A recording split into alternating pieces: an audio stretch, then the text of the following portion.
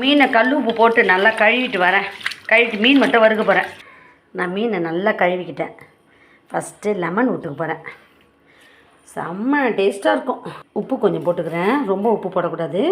லெமனும் உப்பு போட்டுக்கிட்டேன்னா அடுத்தது கொஞ்சம் மிளகாத்தூள். நான் இன்றைக்கி மீன் வறுவலும் மீன் குழம்பு தான் பண்ண போகிறேன். ஃபஸ்ட்டு மீன் வறுத்துட்டு பழைய சாப்பாடில் தயிர் போட்டு அதை சாப்பிட்டா அவ்வளோ டேஸ்ட்டாக இருக்கும். சுவையான மீன் குழம்பு தயார் பண்ணணும். மீன் வறுவல் தயார் பண்ணிவிட்டு அப்புறமா மீன் குழம்பு மண் சட்டியில் எப்படி பண்ணுறதுன்றதை நம்ம பார்ப்போம். இது அப்படியே ஊறட்டும். 10 நிமிஷம் ஊறினா கூட போதும். நல்லா அந்த செதிலுக்குள்ளெல்லாம் விட்டு இந்த மாதிரி இதுக்கெல்லாம் விட்டு நல்லா இதோ இப்போ இது நல்லா அப்படியே கொஞ்சம் ஊறட்டும்.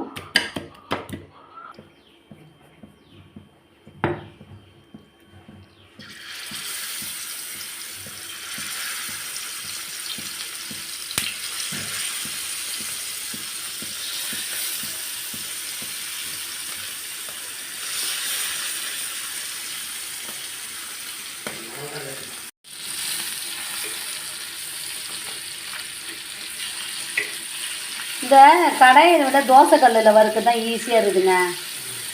நல்லா ஒன்று கூட பிய்யாமல் நல்லா வருது, முழுசாக வருது அழகாக. 6 மீன் 5 மீன் தான் வறுக்கிறேன், போதும் பழைய சாப்பாட்டுக்கு.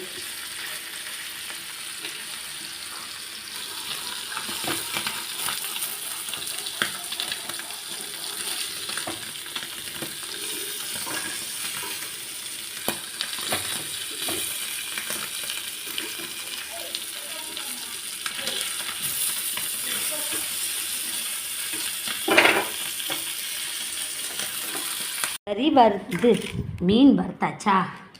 எங்கள் வீட்டில் பழைய சோறு இருக்குது. நான் நல்லா தண்ணி ஊற்றி வச்சுருக்கேன் பழைய சாப்பாட்டுக்கு. அதில் கொஞ்சம் தயிரை ஊற்றி நல்லா, தயிர் தான் ஊற்றிட்டு இதில் இருக்க தண்ணியை கொஞ்சம் ஊற்றலாம். அதுக்கப்புறம் உப்பு சால்ட் போட்டு நல்லா பிசைஞ்சிட்டு இதில் மீனை வச்சு சாப்பிட்டா அவ்வளோ டேஸ்ட்டாக இருக்கும்.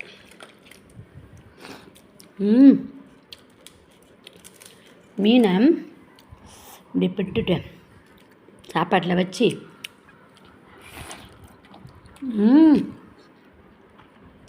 செம்ம டேஸ்ட்டு. சால மீன் தான், சால மீன் வறுத்து பழைய சாப்பாட்டில் போட்டு சாப்பிட்டா அவ்வளோ டேஸ்ட்டு.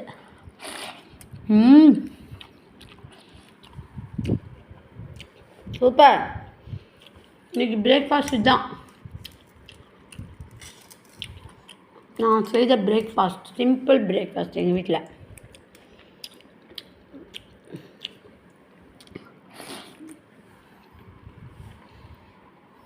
வியூவர்ஸ், நான் இன்றைக்கி மீன் காலையில் பிரேக்ஃபாஸ்ட் மீன் வறுத்துட்டு ஒரு நாளைக்கு முன்னாடி உள்ள பழைய சாப்பாட்டுக்கு மீனை வறுத்து தயிர் போட்டு சாப்பிட்டுட்டேன். இப்போ மத்தியானம் லஞ்சு நான் ப்ரிப்பேர் பண்ண போகிறேன். ரொம்ப டேஸ்ட்டான லஞ்சு எப்படி தயார் பண்ணுறதுன்றது பார்ப்போம். செம்ம டேஸ்ட்டாக இருக்கும். இந்த மெத்தடில் நீங்கள் மீன் குழம்பு வச்சிங்கன்னா, நான் மீன் குழம்புக்கு புளி கொஞ்சம் ஊற போட்டிருக்கேன். அதுக்கப்புறமா ரைஸ் எப்போவுமே ஊற போட்டுப்பேன். இப்போ நான் ஒரு கடாய் அடுப்பில் வச்சுருக்கேன். இந்த மாதிரி நீங்கள் டேஸ்ட்டில் பண்ணிங்கன்னா அவ்வளோ டேஸ்ட்டாக இருக்கும் மீன் குழம்பு. கொஞ்சம் சிம்மில் வச்சுக்கிடலாம்.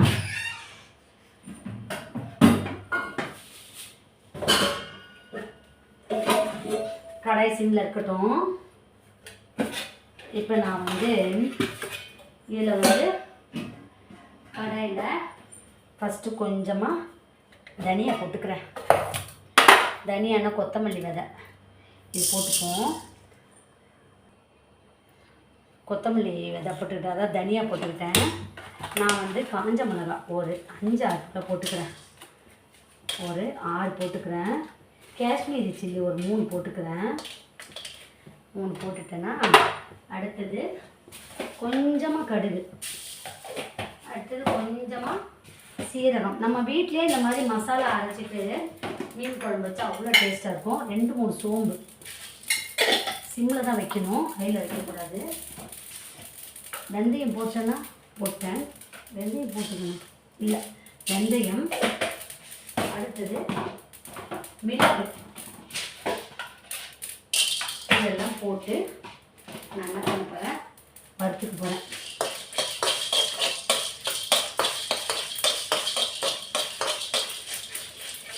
நம்ம சிம்மில் தான் வச்சு வறுக்கணும். ரொம்ப டேஸ்ட்டாக இருக்கும். அந்த மாதிரி நீங்கள் மீன் குழம்பு செய்வீங்கன்னா. மீன் வந்து நல்லா கழுவி வச்சுருக்கேன். இப்போ இதை சிம்மில் தான் வச்சுருக்கேன். இதில் வந்து ஒரு 4 சாம்பார் வெங்காயம் அதையும் போட்டு வதக்கிக்கிறேன். ஒரு தக்காளி, கொஞ்சமாக கருவேப்பிலை எல்லாத்தையும் போட்டு நல்லா வதக்கிட்டு மிக்ஸி ஜாரில் போட்டு நல்லா நைஸாக அரைச்சி எடுத்துப்போம். நம்ம எப்போவும் ஒரே மாடலில் வச்சா நல்லா இருக்காது மீன் குழம்பு. அப்பப்போ ஒரு மாடலில் பண்ணணும். இப்போ இதை வந்து நம்ம மசாலாவை அரைச்சிக்கிடணும். நான் கொஞ்சம் மீன் தான் செய்கிறேன், அதனால் இதை நல்லா வதக்கிக்கிடலாம். சிம்மிலே வச்சு நல்லா வதக்கிக்கிடுவோம். வெங்காயம், தக்காளி எல்லாம் இந்த மசாலா நம்ம வீட்டிலே தயார் பண்ணி செய்யும்போது மீன் குழம்பு ரொம்ப டேஸ்ட்டாக இருக்கும். இதில் நான் வந்து காஷ்மீரி சில்லி பவுடர் எதுக்கு போடுறேன்னா கலர் கொஞ்சம் நல்லாயிருக்கும் பார்க்க மீன் குழம்பு. அதனால் காஷ்மீரி சில்லியும் போட்டிருக்கேன், சாதா காஞ்ச மிளகாவும் போட்டிருக்கேன். தக்காளி, வெங்காயம், மிளகு, சீரகம் எல்லாம் போட்டிருக்கேன். கடுகு, வெந்தயம் எல்லாம் போட்டாச்சு. ரொம்ப டேஸ்ட்டாக இருக்கும். நல்லா வதக்கிக்கிட்டு வறுத்துக்கிடலாம். இப்போ நான் இதை அரைக்க போகிறேன். மிக்ஸி ஜாருக்கு எல்லாம் ஓரளவு வறுத்தாச்சு. அதுக்குள்ளே நான் என்ன பண்ணுறேன், மண் சட்டி அடுப்பில் வச்சுக்கலாம். மண் சட்டி சூடாயிடுச்சு, எண்ணெய் ஊற்றிக்கலாம். செம்ம டேஸ்ட்டாக இருக்கும் இந்த மாதிரி மீன் குழம்பு செய்யும்போது.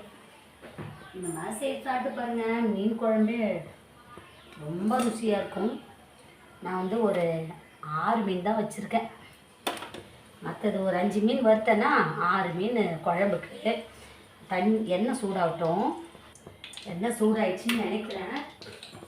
கடுகு கொஞ்சம் போட்டுக்கிறேன். கொஞ்சமாக வெங்காயம் போட்டுக்கிறேன். ஏன்னா சீரகெல்லாம் போட்டு அரைச்சிட்டாங்க, சீரகம் தேவையில்லை. கடுகு பொடிட்டோம். நான் வந்து வெங்காயம் கட் பண்ணி வச்சுருக்கேன். அந்த அரைக்கும் போது வெங்காயம் போட்டேன். இப்பயும் கொஞ்சம் சாம்பார் வெங்காயம் போட்டுக்கிறேன். கருவேப்பிலை போட்டுக்கிறேன். வெங்காயம் கடுகுலாம் பொரிஞ்சிச்சு. நல்லா வதக்கிக்கிறேன். கல்லுப்பு போட்டுக்கிறேன். அப்போ தான் வெங்காயம் சீக்கிரமாக வதங்கும். வெங்காயம் வதங்கட்டும். அதுக்கு முன்னாடி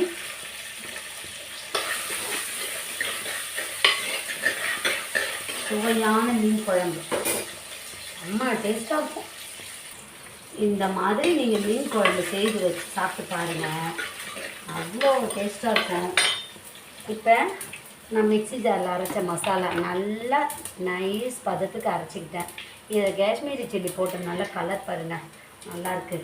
இப்போ இதையும் நான் இதிலே போட்டுக்கிறேன்.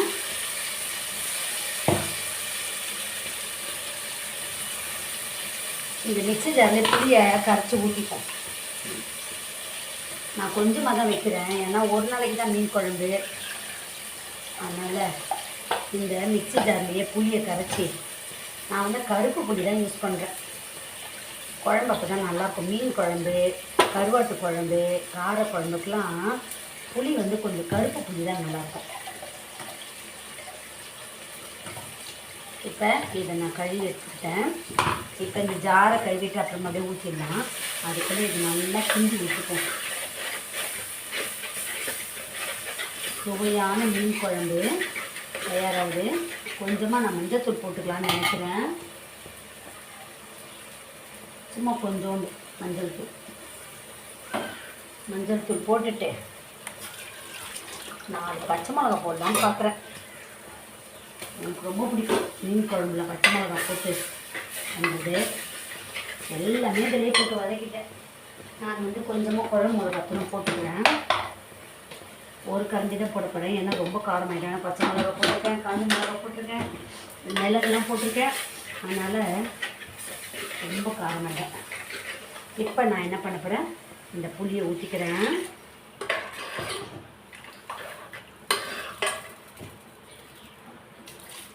நம்ம இந்த புளிலாம் இப்போ இந்த புளி மீந்துருச்சுன்னு வச்சுக்கோங்களேன், ஒரு சிலர் ஃப்ரிட்ஜில் வைக்கிறாங்க.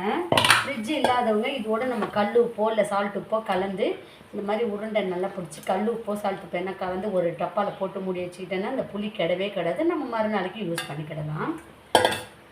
அப்படி புளி சக்கையாக இருக்குது நம்ம தூக்கி போடக்கூடாது. அதை நம்ம மீன் குழம்பு பண்ணுறதுக்கெலாம் பாத்திரம் யூஸ் பண்ணுவோம் பார்த்தீங்களா. மீன் குழம்பு செய்கிற அன்றைக்கி, நான்வெஜ் செய்கிற அன்றைக்கி பாத்திரம் யூஸ் பண்ணுறோம் பார்த்தீங்களா.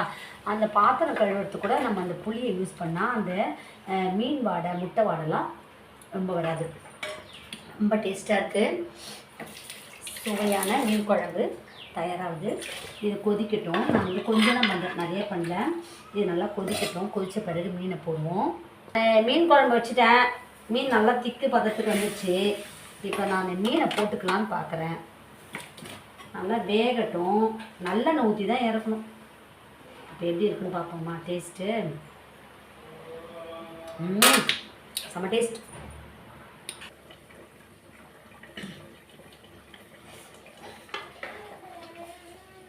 செட்டிநாட்டு மீன் குழம்பு.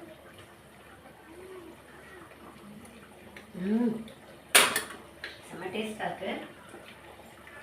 கொஞ்சோண்டு நல்லெண்ணெய் ஊற்றிக்கலான்னு பார்க்குறேன் மேலே லைட்டாக. நல்லெண்ணெய் ஊற்றிட்டு நீங்கள் மீன் குழம்பு சாப்பிட்டு பாருங்கள், செம்ம டேஸ்ட்டாக இருக்கும். இன்னும் ஒயிட் ரைஸ் பண்ணணும். முட்டை அப்படியே தேனாட்டம் இருக்கும்.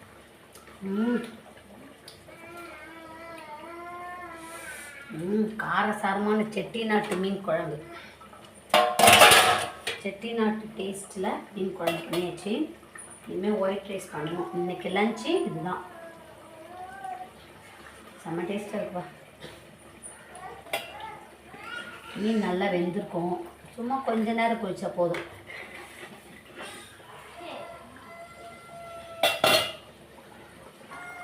மீன் குழம்பு ஆயிடுச்சா?